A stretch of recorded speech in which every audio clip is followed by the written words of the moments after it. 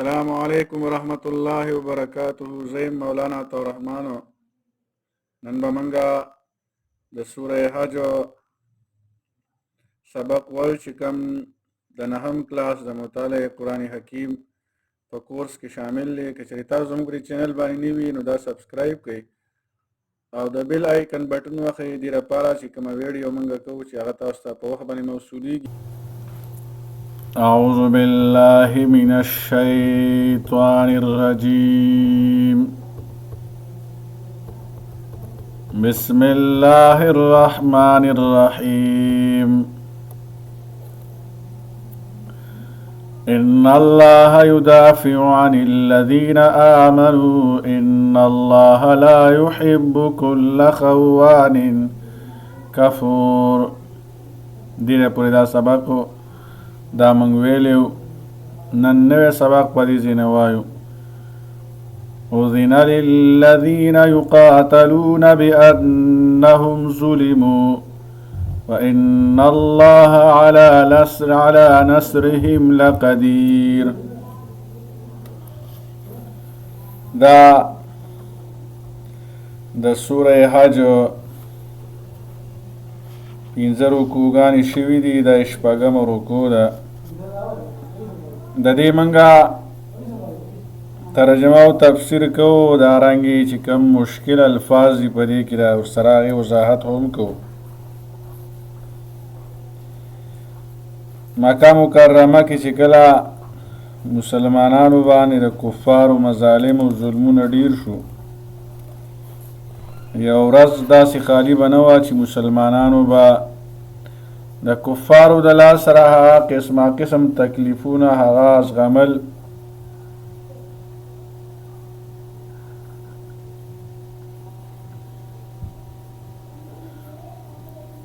او د مسلمانانو تعداد ورځ د ورځ سره د ظلم نه بیا هم ډېرېده. مسلمانانو به ویل منگ در ظلم خلاف دا منگ را قتل و قتال اجارت را که نبی علیہ السلام تبویل. نبی علیہ السلام را صبر حکم کو او دا سلسله تر لسو کالو پوری دا جاری و. بیا چې کله نبی علیہ السلام مکی مکرمین هجرت وکړ مدینې منورې ته، حضرت ابوبکر صدیق رضی الله عنه سره و چې د تاریخ په کتابونو کې دا واضح لیکلي شوي دي. نبی علیہ السلام فرمایل چې کوم یو کس کوم خلکو خپل پیغمبر د خپل وطن نه ویسته د هلاکیږي، او چې کله مدینې منورې ته دوی ورسېدل بس حکم راغی د جهاد. او دارنګې د دې نه وړاندې په اویو آیاتونو کې د قتال نه من راغلی و چې صبر کوئ.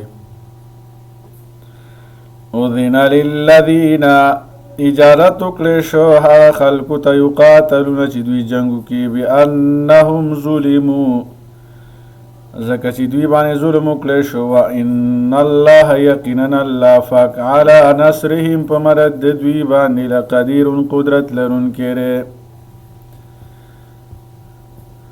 الذين اخرجوا من ديارهم ها خلق چې ویستلی شو د خپلو کورونو بغیر حق په ناحق باندې.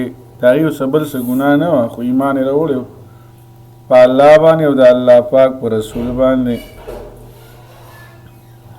الا ان یقولوا ربنا الله په دې خبره ویستلی شو مګر دا چې دوی ویل ربنا الله زموږ رب الله دی. ولولا دفع الله الناس بعضهم ببعض کچره نوې د پکولو او لرې کول الله په خلکو لره بعضې په بعضو لره. دا جهاد حکمت ذکر کوي. کچره دا مسلمانانو یا نورو انسانانو د یو بل سره جنگ نه کولی نو بیا به ظالم بر وخت به ظالم وي، زورور به وي، زورور به زورور وي. خو د هغه ټول لپاره الله د جهاد حکم وکړو نو هغې په هغې باندې ووښي، د هغه زور او ظلم هغه کم شي. خو که چېرې دا نه وي لرې کول الله په خلکو بعضې په بعضو باندې لهدمت صوامع بیا به صوامع دا وران شوی وي، دا به خلکو راغورځولی وي. صوامع د صومعتون جمع ده، هغه عیسیانو ته ویلی شي چې هغه دنیا پرېښودي په یو ګوټ کې ناست دي، د هغې چې کوم مخصوص عبادتخانې دي هغې ته صوامع وایي. ګرجخانې دا ته صوامع وایي د عیسیانو. ګوره چې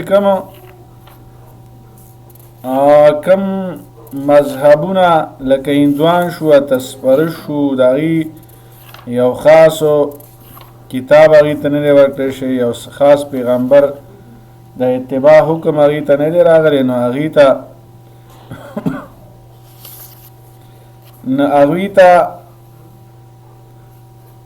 د هغې د عبادتخانې نوم هم نشته دی. خپلو عبادتخانې کې لکه هندو مت او بود مت هغې به د خپلو عبادتخانو نومونه ځان له ایښي په خپله باندې، خو د الله جل شانهو له طرفه د هغې د عبادتخانو نومونه نشته دی. لهدمت وران شوی به وی صوامع ګرجخانې ګرجې د راهبانو، و بیع دارنګ ګرجې د عیسیانو به هغه ورانې شوې وې. بیع د بیعتون جمع ده، چې کوم عام عبادتخانې د عیسیانو دي دې ته بیع وایي. او دې کې د عیسیت کې دا رهبانیت ډېرو، ورهبانیت ابتدعوها ما كتبنا علیهم.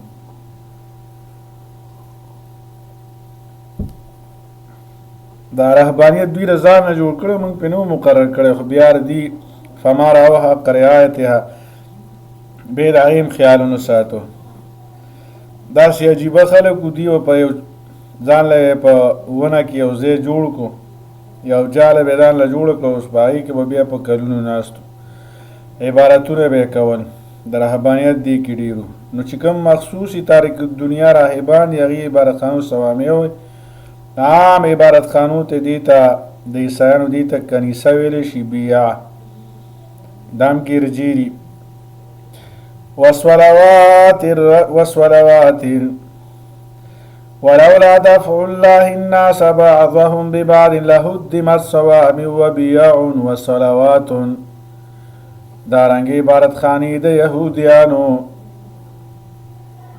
دې ته کلیسه وایي، کلیسې. صلوات عبادتخانې د یهودیانو. ومساجد او دارنګې جوماتونه د الله یذکر فیها اسم الله چې هغې کې یادېږي د الله نوم کثیرا ډېر. مساجد د مسلمانانو چې کوم عبادت ځای دی، جوماتونه دې ته مساجد وایي. ولینصرن الله یقینا الله مدد کوي، الله مدد کوي. من ینصره د هغه چا چې هغه د الله د دین مدد کوي. څوک چې د الله د دین دپاره تګ و دو کوي نو الله پاک بیا د هغې مدد کوي. ان الله یقینا الله پاک لقوي زورور دی، مضبوط دی، عزیز زورور دی. د الله طاقت دا ډېر دی، الله زورور ذات دی. الذين إن مكناهم في الأرض أقاموا الصلاة وآتوا الزكاة. الذين درس د مسلمانان چې کوم خلیفګان دي دا د هغې صفات ذکر کوي، خاص کر دا د خلفای راشدینو صفاتو. دوی چې کومو خلکو ته موږ طاقت په ځمکه کې ورکړو، مثال په طور باندې حکومت هم ورته ورکړو، حاکمان هم جوړ کړل.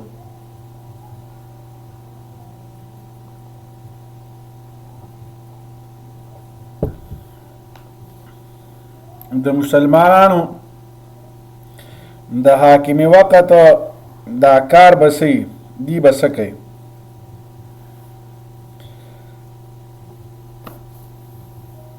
الذين إن مكناهم آخر کچر من دوی ته قدرت او طاقت ورکو فی الارض پزمک بانی. إن مكناهم فی الارض اقاموا الصلاة دوی بقائمی مزدرا دی به د مونځ یو کمیټي مقرر کړي چې خلک به مانځه ته رابلي، اقامت الصلات ته به رابلي، امر بالمعروف او نهی عن المنکر به ځان له یو شعبه د اقامت الصلات پر یو ځان له د ایتاء الزکات د زکات راغونډولو دپاره به ځان له چې کوم یو کمیټي یو شعبه به د امر بالمعروف او نهی عن المنکر چې کوم حکومتونه اسلامي حکومت په طرز باندې دي نو دا به دوی کوي. او چې کله الله دوی ته حکومت ورکړ نو دوی به د ریاست مدینه چې څوک جوړوي نو د دوی به دا کاري، او که دا کاري په ریاست مدینه کې نه کوو چې موږ عام مشاهده ګورو نو دی پر خپله دعوه کې دا دروغجن دی. الذین ان مکناهم فی الارض ها خلق چې موږ قدرت ورکو، حکومت ورکو، ته اقتدار ورکو په ځمکه باندې، اقاموا الصلاة دی ودرې مانځه لره، واتوا الزکات او زکات به ورکوي، وامروا بالمعروف د نیکۍ حکم به کوي، ونهوا عن المنکر منع کول به کوي د بدۍ نه، ولله عاقبة الامور الله سره چې کوم دی انجام د کارونو دی، الله سره اختیار د کارونو دی، الله اختیار دی چې بیا هغې باندې بیا هر څنګه نتیجه مرتب کوي. خلق منی کنه منی، خلق راضی کنه راضی، دا الله سے اختیار دی. وَإِن يُكَذِّبُوكَ فَقَدْ كَذَّبَتْ قَبْلَهُمْ قَوْمُ نُوحٍ وَعَادٌ وَثَمُودُ. نبی علیہ الصلوۃ والسلام ته تسلی ورکړي الله پاکو که دې ستاره خبره مانی نه او د ایمان نه راوړي، ستا پیغمبري نه مني، نو دی باندې غمجن کېږه مه. مخکني قومونو باندې هم هغې هم خبره نه رامنلې. وَإِن يُكَذِّبُوكَ که چېرې دوی تا دروغجن ګڼي، ستا تکذیب کوي، فقد کذبت قبلهم په تحقیق سره دروغجن ګڼي وړاندې دي نه قوم نوح، قوم د نوح علیه السلام، نوح علیه السلام لره، وعادون او عادیانو حضرت هود علیہ السلام، وثمود او دارنګ سمودیانو صالح علیہ السلام نه دروغجن ګڼي، وقوم ابراهیم قوم د ابراهیم علیہ السلام، وقوم لوط او قوم د لوط علیہ السلام. خپل پیغمبر یعنی حضرت لوط علیہ السلام خبره نه رامنلې. اکثریت د قوم به داسې و چې هغه به سرکش و د پیغمبر خبره نه رامنلې. و اصحاب مدین خاوندان د مدین، حضرت شعیب علیہ السلام قوم د شعیب علیہ السلام خبره نه رامنلې. په ناپتور کې وایي کمې مه کوئ، لار کې شوکې مه کوئ، هغې کله منله. وکذب موسی او تکذیب شوی د موسی علیہ السلام خلقو دروغجن ګڼل. موسی علیہ السلام فاملیت للکافرین من مولت ورکړو کافرانو ته، ثم اخذتهم بیا من ونیول په عذاب باندې، فکیف کان نکیر سرنګ و عذاب زمنګا. تاسو ورته ګورئ د هغې انجام بیا څنګه شو. ځای په ځای باندې دا واقعات ذکر کیږي. دا قصه من حیث القصه نه په قرآن مجید کې، بس خلکو دپاره د عبرت دپاره یو څو لفظونه تېروالي الله پاک. فکأی من قریة ډېر دا اهل لاکلونه، اهلکناها موږ هلاک کړل، وهي ظالمة دوی ظلم کوونکي وو، فهي خاویة دا راغورځېدلي دي علی عروشها په چتونو باندې، چتونو د پاسه پې پراته دي. وبئر معطلة تاسو به وینئ کویان لره چې چټي شوي دي، بېکاره شوي دي. هغه کویان چې هغه به ډېرې ښېښې اوبه ورکولې خوږې، او د هغې ذایقه او د هغې ترسکونې اوبه به وي، هغه د دې د وجې نه د بدو عملو د وجې نه هغه بېکاره شوي دي. وقصر مشید او هغه محلات مشیرین چې مضبوطو هم راغورځېدلي دي. افلم یسیرو فی الارض آیا دوی نه دي ګرځېدلي په ځمکه کې، فتکون لهم قلوب پس وي دې دپاره زړونه، یعقلون بها چې په هغې سره هغې عقل ولري، په هغې سره هغې ځان پویه کړي. ګوره دې کې بیا فلاسفو وغیره چې کوم دی هغه اختلاف دی چې دا زړه دا په سر کې او که دا عقل دا په سر کې او که دا په زړه کې. بعضې علما وایي دا چې کوم دی را په زړه کې ځکه دلته را زړه ذکر کړی چې دله په زړه چې هغې باندې ځان پویه کړی دی که نه. او بعضې وایي چې دا سر کې بس سر نه چې کوم دی دا عقل په سر کې د خو د زړه سره کنیکشني. او اذان وی اوی دوی لپاره غوږونه یسمعون بها چې اورېدلې وي دې لره په دې باندې غوږ ایښی وي دا واقعات اورېدلې وي. فانها لا تعمل ابصار یقینا نه ړندېږي سترګې ولکن تعمل قلوب نه وړاندې شوي سترګې دي لیکن وړاندې شوي زړونه د هغې فی الصدور چې په سینو کې دي هغه یې وړاندې شوي وو.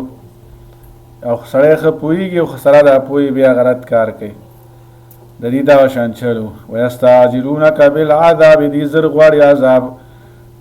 نبی علیہ السلام ته به فرمایل چې نبی علیہ الصلوۃ والسلام ته به مشرکان ویلو نبی علیہ السلام ورته فرمایل په قراره کښېنئ جلتي مه کوئ. دوی ویل چې دا موږ خو تاسو حق پیغمبر یې په خپله باندې وایي چې زه پیغمبر یم د الله طرفه او موږ تا نه منو ښکاره ته انکار کوو ستا را خبره نه منو ستا را دعوت نه منو نو موږ باندې د الله را عذاب ولې نه راځي. ویستعجلونک دوی زر غواړي ستا نه بالعذاب عذاب ولن یخلف الله وعده خلاف نه کوي الله پاک د خپلې وعدې. وان یوما یقینا یو ورځ د قیامت عند ربک فنیز د رب ستا باندې که الف سنة زر کالو برابر ده مما د هغې نه تعدون چې دوی شماري. د آخرت او د ورځ دا د زرو کالو برابر ده د زرو کالو برابر ده.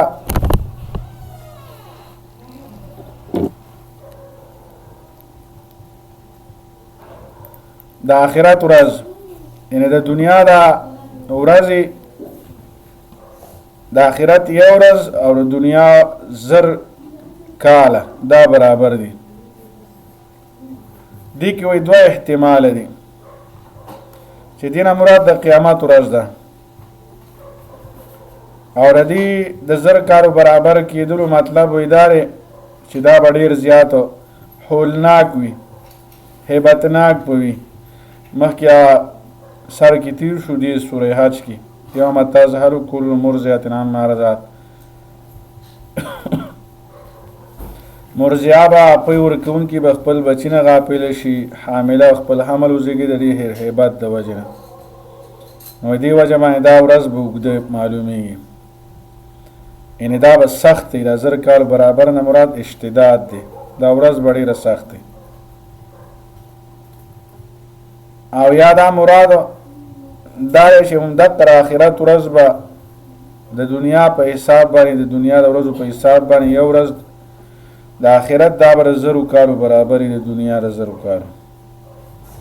حضرت ابو هریره رضی الله عنه روایت ته نبی علیہ الصلوۃ والسلام فرمایي نبی علیہ السلام فقراء او مهاجرون ته خطاب وکړ چې تاسو به قیامت په ورځ باندې تاسو ته مکمل نور او رڼا زیری درکوم او تاسو به مالدارو خلکو نه نیمه ورځ جنت ته وړاندې ځي او دا نیمه ورځ به د 500 کالو برابر وي. نو نیمه ورځ چې د 500 برابر شو نو ټوله ورځ د زرو برابر شو. خو سوره معارج کې لیکلي دي چې دا آخرت ورځ به 500,000 کالې کار مقدار 50,000 سنة د دې مقدار به 500,000 کالو برابري. دې دواړو کې تفسیرونو کې اشتداد او امتداد مراد سختواله او ګډواله. چا باندې دا مصیبت لګوي د باندې به 0 کالو برابري یا خدا مطلب دی او چا باندې مصیبت ډیری نه هغه به د ورځ د 500,000 کالو برابر وي. یو قول خو پکې داره دویم قول پکې داره چې دا آخرت د ورځ ده دا بر 500,000 کالو برابري لکه دلته سوره معارج کې چې کوم ذکر دی اول ته د 0 کالو لکه دلته ذکر دی سوره حج کې د 0 کالو برابر ده. نو دې کې اشرف علي تانوی رحمه الله وی هغه تطبیق کړی دی چې دا 1000 کالو د 500 کالو د اعتبار دا آفاق لره ساینسدانان وغیره په دې باندې پوهېږي چې کوم ځای کې معتدل النهار وي ورځ معتدله نو هلته وایي دا حرکت د رینورو دا دولابي وي دولابي او کوم ځای کې حمایلي وي نو د خط استوا بعض ځایونو کې چې کوم د خط استوا باندې چې کله واخلي دا ورځ دا 24 غنټې ورځ او شپه خو د حرکت د چې کله دا دې ته عرض دي 90 وي او دې کې بیا قطب شمالي واخلي نو دې کې اختلاف د مقدار راځي د ورځ بعضې چې کوم نه لري بعضې نږدې نو دې کې مکمل په قراره چې راځي نو یو د 1000 کالو برابر شو یو د 500 کالو برابر شو خو دې باندې هغه ساینسدانان وغیره پوهېږي دغه بل احتمال چې کوم ما ډومبی ذکر کو او فلاسفو پکې دا تطبیق کړی دی هغه په مقدار کې د بعضې ځای کې چې کوم دی ورځې بعضې کې شپې بعضې ځای کې 6 میاشتې 7 میاشتې چې کوم دی هغه ورځې او 7 میاشتې چې کوم دی پکې شپې ورځ کېږي پکې نه نو دغه ته وایي مراد دی و به هر حال دا ړومبی اختلاف چې کوم دی هغه ړومبی قول دا علماو ډېر خوښ کړی چې دا امتداد او اشتداد دا انسان د اعمالو مطابق به اوږد او لنډ به وي وَإِنَّ يَوْمًا عِنْدَ رَبِّكَ كَأَلْفِ سَنَةٍ او یقینا یو ورځ په نزد رب ستا باندې 1000 کالو برابر ده مما د هغې نه تعودون چې دوی شماري وَكَأَيٍّ مِّن قَرْيَةٍ أَمْلَيْتُ لَهَا ډېر دا کلونه ان اهل د کلونه املیت لها موږ مهلت ورکړه هغوی ته وهي ظالمة په داسې حال کې چې دي ظالمانو ثم أخذتها بیا موږ ونیول هغې لره وإلی المصیر او موږ طرف ته واپس ورتګ دی دوی الله جل شانه په عذاب سره ونیول الله پاک اول مولت ورکو بیا الله پاک په عذاب سره ونیول او زموږ طرف ته واپس چې کوم دی راتګ دی ستاسو دا به خامخا تاسو موږ ته راځئ او الله جل شانه به د دې بدله درکوي داسې به څوک نه پرېږدي